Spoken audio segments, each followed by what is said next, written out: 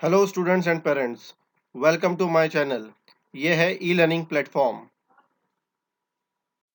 Hello students and parents, आज हम बात करेंगे ज्योग्राफी के chapter number 4 weather and climate के बारे में। Weather we all always experience atmospheric condition prevailing at a place and at a given time. We often talk about it, but these conditions are short-lived. This is what we call weather. For example, we say the weather is hot, cool, dry, sultry, etc.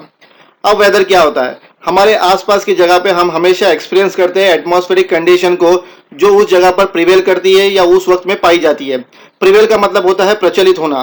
हम हमेशा इसके बारे में बात करते हैं और ये एटमॉस्फेरिक कंडीशन कुछ समय के लिए होती है, छोटे से वक्त के लिए होती है, तो इसे कहा जाता है वेदर। हम कहते हैं यहाँ का वेदर हॉट है, कूल है, ड्राई है, सल्ट्री है, एक्सेट्रा। सल्ट्री का मतलब होता है उमसदार वेदर। कोई जगह का वेदर सनी होता है, कहीं पर पार्टली सनी होता है, कहीं पे क्लाउडी होता है, कहीं पे थंडर्स होते हैं, कहीं पे स्टॉर्मी होता है, कहीं पे विंडी होता है, कहीं पे स्नोवी होता है। तो अगर एक लाइन में क्लाइमेट और वेदर को समझेंगे तो वो है climate is what you expect and weather is what you get. Since childhood, you have experienced summer, rainy season, and winter. On the basis of your experience, answer the following question. In which month do summer, the rainy season, and winter occur in a year? From January to December, show it in a chart. बचपन से हम experience करते हैं तीन season को, जो है summer season, rainy season और विंटर सीजन, यानी गर्मी, बारिश और ठंडी। हमें हमारे एक्सपीरियंस के हिसाब से इन तीनों सीजन को डिस्क्राइब करना है कैलेंडर ईयर जनवरी टू दिसंबर में, और हमें वो शो करना है एक चार्ट में। तो पहला सीजन है समर सीजन, यानी गर्मी का सीजन। तो ये शुरू होता है फरवरी में और एंड होता है मई में। तो इसके मंथ है फरवरी, मार्च, अप्रैल और मई। सेकेंड सीजन है रेनी सीजन। ये शुरू होता है जून में और एंड होता है सितंबर में। तो इसके मंथ है जून, जुलाई, अगस्त और सितंबर। थर्ड है विंटर सीजन, यानी ठंडी का सीजन। तो ये शुरू होता है अक्टूबर से और एंड होता है जनवरी में। तो इसके मंथ है अक्टूबर, नवंबर, दिसंबर और जनवरी। Which special cloth do we use if it is raining? हम कौन से स्पेशल क्लॉथ, कौन से स्पेशल कपड़ों का इस्तेमाल करते हैं जब बारिश होती है? आंसर है we use special cloth like raincoat, jacket etcetera if it is raining. हम स्पेशल कपड़े जैसे कि रेनकोट, जैकेट का इस्तेमाल करते हैं अगर बारिश होती है तो। नेक्स्ट क्वेश्चन है when do we use woollen clothes? हम वुलन के क्लॉथ्स कब इस्तेमाल करते हैं? आंसर है we use woollen clothes in winter season. तो हम वुलन क्लॉथ का इस्तेमाल ठंडी के सीजन में करते हैं, क्योंकि वुलन क्लॉथ की जो तासीर होती है, जो खूबी होती है, वो गर्म होती है। In which season do we mainly use thin cotton clothes? कौन से सीजन में हम थिन कॉटन क्लॉथ इस्तेमाल करते हैं, यानी पतले कॉटन के कपड़े हम किस सीजन में पहनते हैं? तो आंसर है we mainly use thin cotton cloth in summer season. गर्मी के सीजन में हम पतले कॉटन के कपड़े पहनते हैं। Climate. You must have noticed that each season lasts for a particular period and each season occur at a particular time of the year. The scientists observe the weather in a region for many years. With the help of such studies, they define the mean weather condition.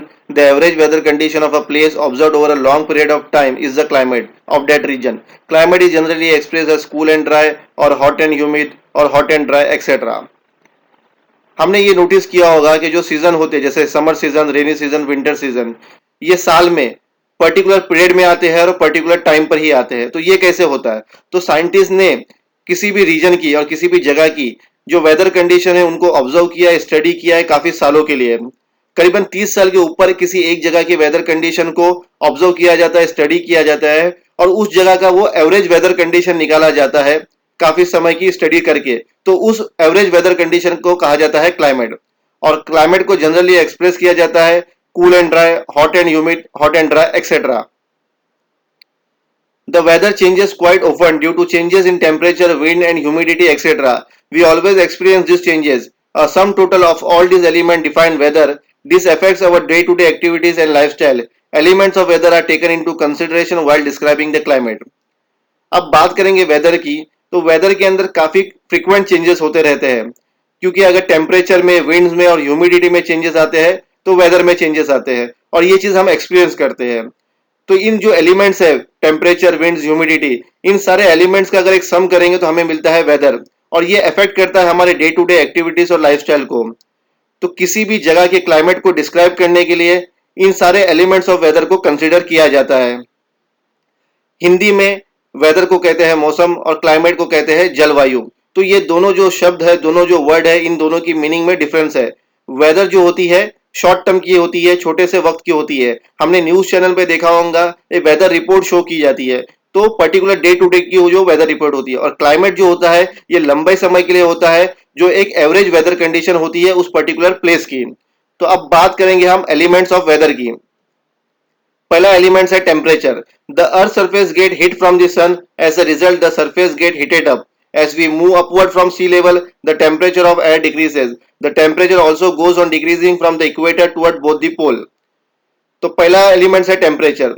Earth surface पे जो heat आती है सन से, उसकी वजह से earth surface गर्म हो जाता है, हीट हो जाता है।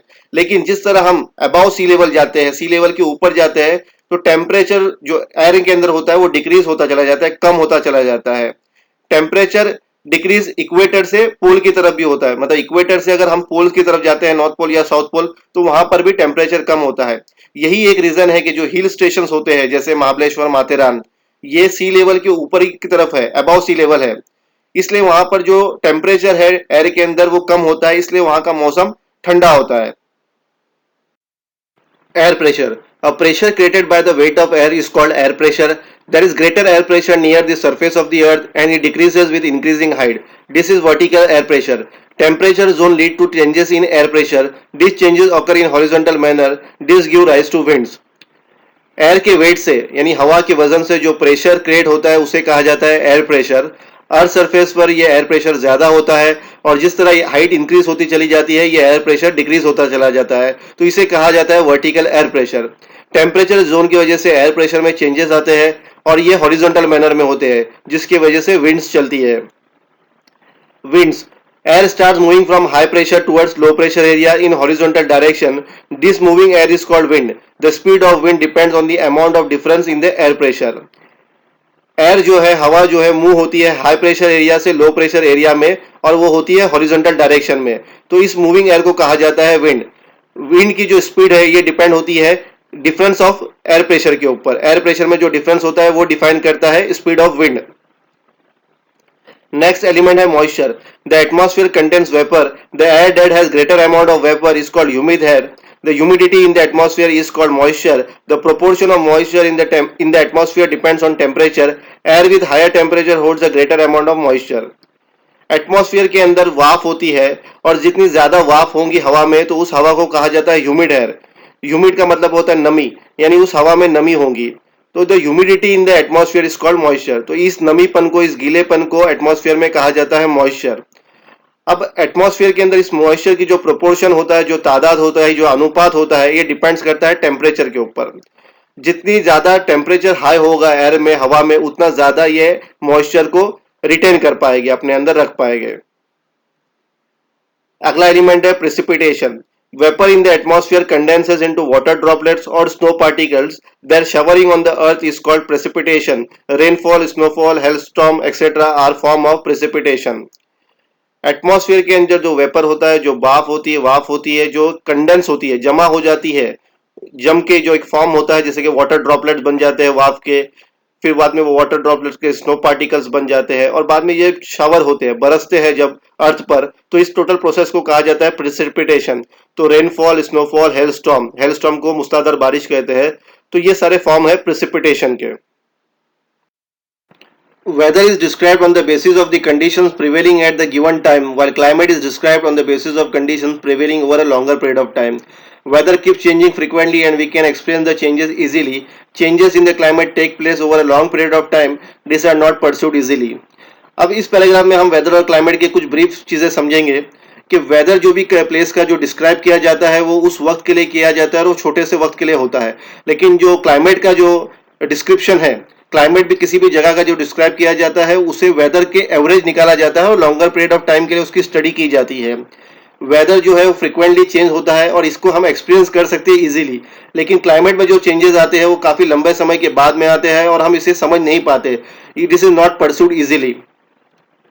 Latitudinal position, height above the sea level, nearness to the ocean, oceanic current, etc. are the factors that influence the climate. Besides these, mountain regions, types of land, local winds are other factors that influence the climate of region.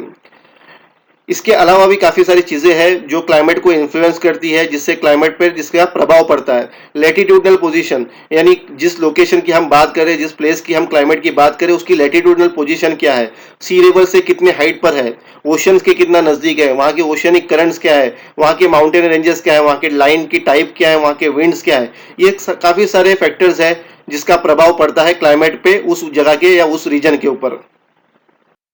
इस slide में हम बात करेंगे distinguish between weather and climate के बारे में, जिससे हमें ये कॉन्सेप्ट समझने में और आसानी होगी। तो पहला पॉइंट है, weather is the condition of the atmosphere in a specific place at a given point in time. This atmospheric condition में take place day by minute और सीजनली। यानी किसी भी जगह की जो एटमॉस्फेरिक कंडीशन होती है किसी गिवन पॉइंट ऑफ टाइम पे, उसे कहा जाता है वेदर। और ये weather condition day by day, minute by minute या सीजनली होती है। अब बात करेंगे क्लाइमेट की। While climate is the average weather condition over a place and it mostly take place after 30 years of time. जो क्लाइमेट जो होता है ये एवरेज होता है वेदर कंडीशन का किसी भी जगह का, और इसकी स्टडी की जाती है ऑलमोस्ट 30 ईयर्स के लिए। बाद में किसी भी प्लेस के क्लाइमेट को डिफाइन किया जाता है साइंटिस्ट द्वारा। सेकेंड पॉइंट है, वेदर में involve just one condition of the atmosphere. Weather के अंदर कोई एक कंडीशन भी इन्वॉल्व हो सकती है एटमॉस्फेयर की, क्योंकि वेदर के अंदर काफी सारे फ्रीक्वेंट चेंजेस आते रहते हैं। अब बात करेंगे क्लाइमेट की। While climate include all the condition of the atmosphere such as temperature, precipitation, wind, humidity, cloud and air pressure. लेकिन क्लाइमेट को हमें डिफाइन करना है तो हमें एटमॉस्फेयर की सारी कंडीशंस को कंसीडर करना पड़ता है, जैसे temperature, precipitation, wind, humidity, cloud and air pressure. Third point है, weather occur in a place within a short period. Weather जो है किसी भी प्लेस में शॉर्ट पीरियड के लिए ऑकर करता है। Climate take place over long period of time, लेकिन क्लाइमेट जो होता है वो लंबे समय के लिए होता है। फोर्थ पॉइंट है, weather is what you get on a daily basis. Weather जो है हमें डेली बेसिस पे मिलता है, जो डे टू डे रूटीन में आता है और जाता है और चेंजेस होते रहते हैं। हम न्यूज़ चैनल पर भी देखते हैं कि वेदर के रिपोर्ट डेली बेसिस पे फ्लैश होते रहते हैं और वो चेंज होते रहते हैं। Climate is what you expect over a long time, लेकिन क्लाइमेट ये है जो चीज़ हम एक्सपेक्ट कर सकते हैं लॉन्ग पीरियड ऑफ टाइम में, कि इस तरह का क्लाइमेट आगे 3 महीना 4 महीना इस तरह का रहेगा। फिफ्थ पॉइंट है, weather changes within a short time. Weather जो चेंज होते जाता है शॉर्ट टाइम में, कुछ ही समय में वेदर चेंज होता जाता है और ये चीज़ को हम एक्सपीरियंस भी कर सकते हैं। The overall changes and variation of climate are very stable and may take decades or centuries to occur. लेकिन जो चेंजेस क्लाइमेट में होते हैं वो काफ़ी स्टेबल होते हैं। तुरंत ये चेंजेस हमें एक्सपीरियंस भी नहीं हो पाते। इसके लिए डिकेड्स लगते हैं, सेंचुरीज लगते हैं चेंजेस होने के लिए। डिकेड्स का मतलब होता है किसी 10 साल के पीरियड को डिकेड कहा जाता है, सिंगल डिकेड। तो डिकेड्स यानी काफ़ी ज़्यादा साल, और सेंचुरीज यानी 100 ईयर्स लगते हैं किसी भी चेंजेस या बदलाव को देखने के लिए क्लाइमेट के अंदर। अब शुरू करते हैं क्वेश्चन आंसर्स। पहला है, who am I keep on changing, मैं हमेशा बदलता रहता हूँ, तो आंसर है वेदर। सेकेंड है, I am not the same at all places, मैं सारी जगहों पे सेम नहीं रहता, तो वो है क्लाइमेट। थर्ड है, I am the solid state of water droplets. Water droplet का सॉलिड स्टेट यानी जमा हुआ फॉर्म होता है स्नो या hello. I am present in the atmosphere in the form of vapour. Atmosphere के अंदर मैं प्रेजेंट रहता हूँ वेपर की तरह यानी भाप की तरह, तो उसका आंसर है मॉइस्चर। आंसर द फॉलोइंग का पहला क्वेश्चन है, why is the climate of Mahabaleshwar cool. Mahabaleshwar का क्लाइमेट कूल क्यों रहता है। आंसर है, as we move upward from sea level the temperature of air decreases. Mahabaleshwar is located at high altitude, high above sea level in Sahyadri mountain, therefore the climate of Mahabaleshwar is cool. हम अगर सी level के ऊपर की तरफ जाते हैं तो टेम्परेचर जो होता है एयर में वो डिक्रीज हो जाता है। और महाबलेश्वर ये जो है हाई एल्टीट्यूड पे लोकेटेड है।